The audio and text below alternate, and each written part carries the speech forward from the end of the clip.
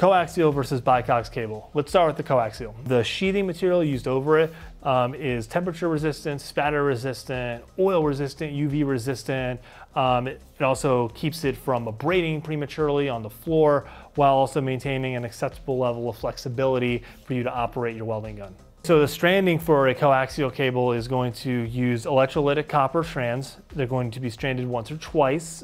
And what this does is going to keep a reliable amperage and current transfer to the front end of your torch while you're welding. A coaxial cable is going to be the style of cable you're going to see on most of the MIG guns you use out there. So what is a Bycox cable and how is it different? Well, a Bycox cable is Abicor Binzel's proprietary lightweight cable that you'll see used on all of our lightweight MIG guns. So how is the Bycox cable different? So a Bycox cable uses copper-coated aluminum strands that are specially cross-sectioned and adapted to the respective power range of the torch. So what this does is it's going to get you the most flexible and lightest cable possible while giving you a reliable, steady current transfer. It's not just the inside of the Bycox cable that makes it different. The outer jacketing of it also is made differently, and this allows it to be more flexible and equally as resistant to the elements. So what it does, it uses a two-step extrusion process that makes the outer sheathing, the outer jacketing,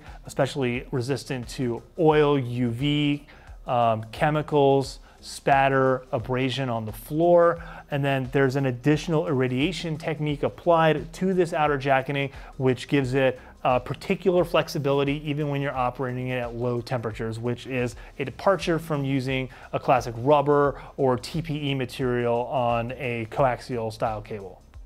Hey, thanks for watching. Check out some of our other videos, like this one.